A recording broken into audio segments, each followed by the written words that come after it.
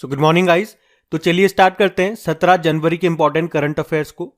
तो इस प्रश्न में पूछ रहे हैं अभी हाल ही में देश का पहला संविधान साक्षर जिला कौन सा बन गया है। तो आंसर होगा कोल्लम। तो अभी केरल के जो मुख्यमंत्री है पिनाराई विजयन, उन्होंने केरल के कोल्लम जिले को आधिकारिक तौर पर भारत का पहला संविधान साक्षर जिला घोषित किया। एक्चुअली में यहां पर संविधान साक्षरता अभियान चलाया गया था जिसका उद्देश्य ही क्या है, लोगों को संविधान के बारे में साक्षर बनाना। तो वाकई ये बड़ा अच्छा अभियान है। मतलब सभी लोग अगर संविधान के बारे में जानेंगे तो कितनी अच्छी बात है। मैं तो कहूंगा कि बाकी के राज्यों को जो मुख्यमंत्री हैं उनको भी खुद न सही कम से कम दूसरों को देखकर ही ऐसा कुछ जरूर करना चाहिए। अच्छा, अगर बात करें संविधान दिवस कब मनाते हैं तो आंसर होगा 26 नवंबर को। याद रखना, कानून दिवस के रूप में भी प्रश्न आ चुका है एग्जाम में, तो आंसर 26 नवंबर ही होगा। बाकी अगर आपसे पूछे कि मूल संविधान में कितने अनुच्छेद थे तो 395 आंसर होगा। कितने अनुसूचियां थी तो 8 थी, और वर्तमान में कितनी है, 12 है। तब कितने भाग थे यानी कि पार्ट, तो आंसर होगा 22, और अब कितने हैं, 25 है। और अगर आपसे पूछे कि अभी तक कितने संविधान संशोधन हो चुके हैं तो आंसर होगा 105। कुछ और प्रश्न मैं आपको बताता हूं जो अक्सर एग्जाम में रिपीट होते हैं, जैसे कि संविधान सभा का स्थायी अध्यक्ष किसे चुना गया था तो आंसर होगा डॉक्टर राजेंद्र प्रसाद को। कब? 11 दिसंबर 1946 को। ये डेट भी एग्जाम में आ चुकी है इसलिए मैं आपको बता रहा हूं। और आगे चल के ये भारत के पहले प्रेसिडेंट भी बने थे, आप जानते ही हो। अच्छा, ये तो स्थायी अध्यक्ष थे। अगर पूछे पहले अस्थायी अध्यक्ष कौन चुने गए, डॉक्टर सच्चिदानंद सिन्हा। एक प्रश्न ये तो पूछा ही जाता है जो आपको पता भी है कि संविधान निर्माण में कितना समय लगा था, 2 साल 11 महीने 18 दिन का। एक प्रश्न और आता है कि संविधान सभा के प्रारूप समिति का अध्यक्ष कौन बने थे तो आंसर होगा बी आर अम्बेडकर। और याद रखना, 42वें संविधान संशोधन 1976 को मिनी संविधान के रूप में भी जाना जाता है। तो ये कुछ प्रश्न है आपको याद होने चाहिए। बढ़ते हैं आगे। और ये लीजिए, 16 जनवरी के डेली करंट अफेयर्स क्विज के रिजल्ट हमारे सामने आ चुके हैं। टॉप 5 स्टूडेंट्स के नाम देखते हैं। फर्स्ट नंबर पे कौन है? राजीव रंग। कॉन्ग्रेचुलेशन राजीव रंग।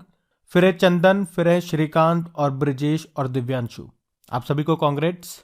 बाकी अगर आप में से कोई अभी तक क्विज नहीं लगा रहे हैं तो क्विज जरूर लगाइए। क्या फायदा मिलेगा मैं आपको डेली बताता हूं। ये जो हम प्रश्न पढ़ रहे हैं ये तो क्विज की फॉर्म में मिलेंगे सही आपको।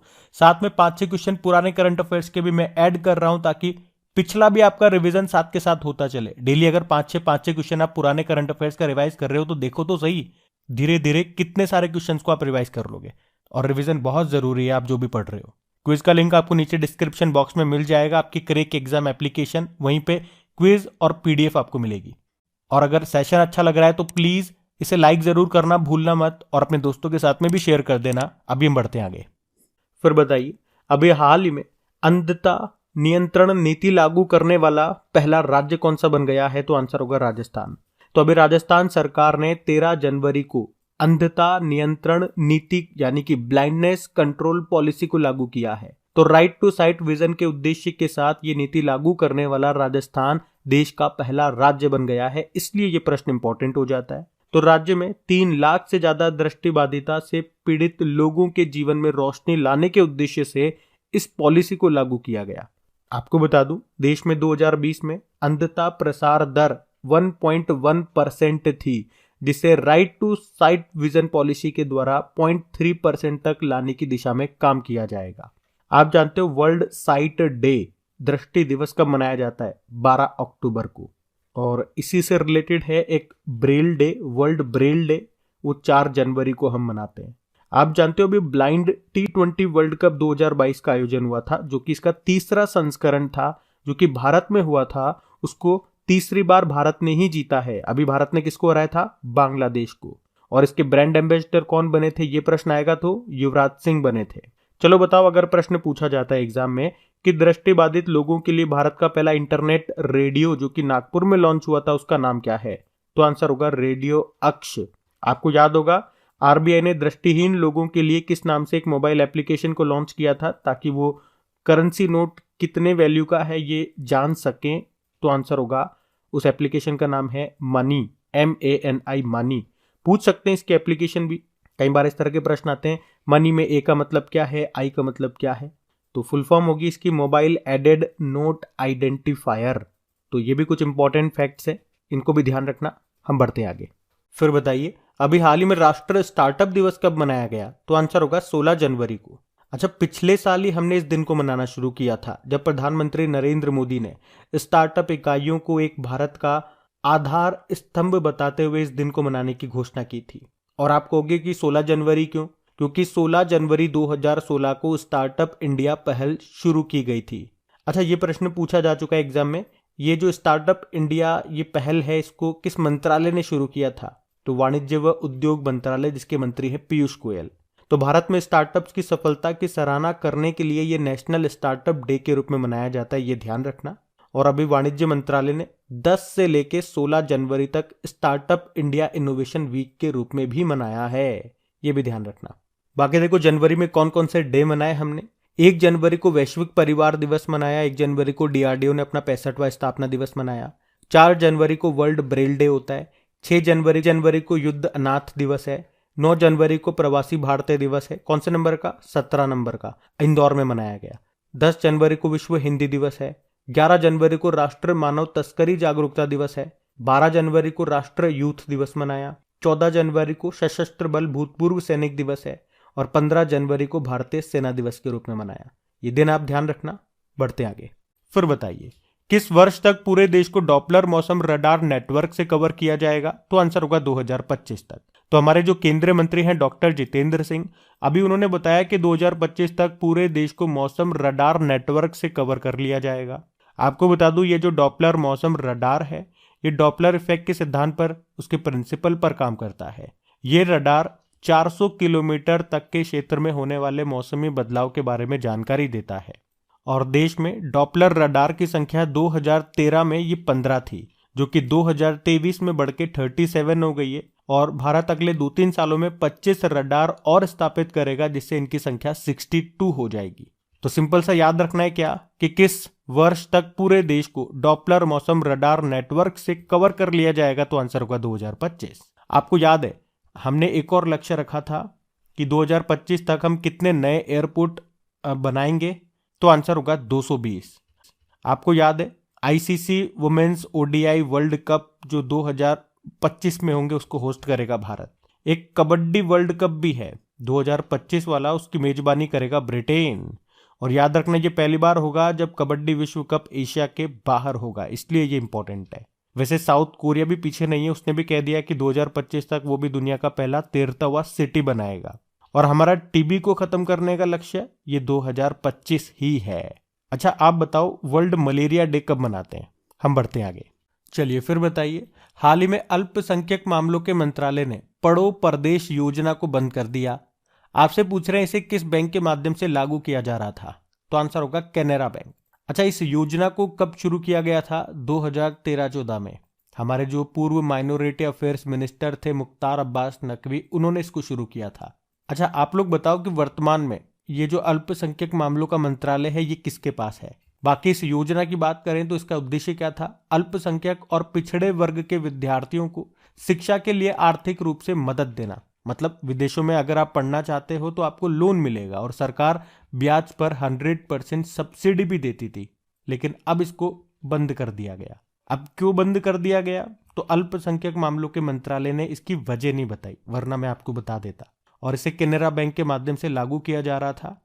तो कैनरा बैंक की स्थापना होती है 1906 में, बंगलुरु में हेडक्वार्टर है, और इसके एमडी सीईओ लिंगम वेंकट प्रभाकर है।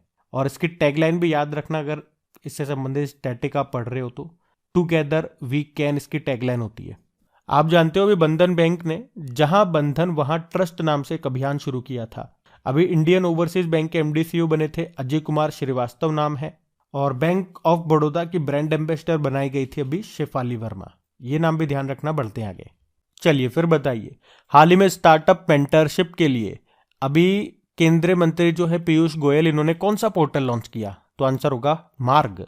पीयूष गोयल ये हमारे वाणिज्य व उद्योग मंत्री हैं। अभी इन्होंने ही स्टार्टअप की मेंटरशिप करने के लिए, यानी कि उसे निखारने के लिए, उसकी सहायता करने के लिए, उसका मार्गदर्शन करने के लिए ये मार्ग पोर्टल लॉन्च किया है। कब लॉन्च किया? अभी 16 जनवरी को ही, जब हमने राष्ट्रीय स्टार्टअप दिवस के रूप में मनाया। और मैंने आपको बताया ये हम 16 जनवरी को ही क्यों मनाते हैं, क्योंकि स्टार्टअप इंडिया योजना शुरू हुई थी 16 जनवरी 2016 को। किस मंत्रालय ने शुरू किया था? वाणिज्य व उद्योग मंत्रालय ने। अच्छा, यहाँ पे मार्ग का मतलब क्या हो गया? Mentorship, advisory, assistance, resilience growth, ये इसकी फुल फॉर्म हो गई।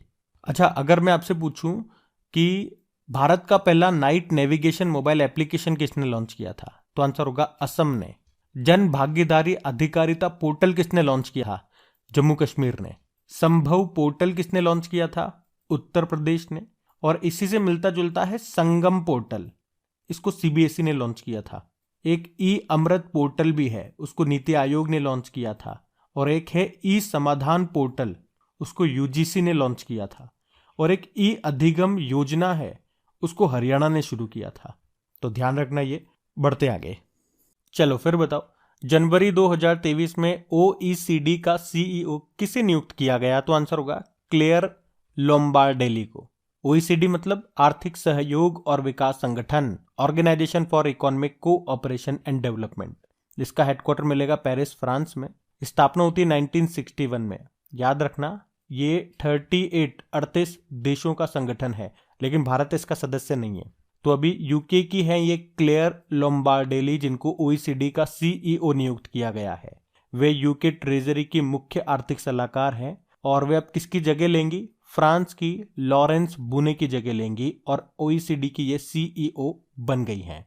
आपको याद होगा अभी इंटरनेशनल लेबर ऑर्गेनाइजेशन के डायरेक्टर जनरल बने थे गिलबर्ट होंगबो, और इस पद पर आने वाले ये पहले अफ्रीकी भी हैं। यूनाइटेड अरब अमीरात की पहली महिला अंतरिक्ष यात्री हैं ये नोरा अल मतरोशी। अंकटाड की पहली महिला महासचिव बनी थी रेबेका ग्रिन्सपैन।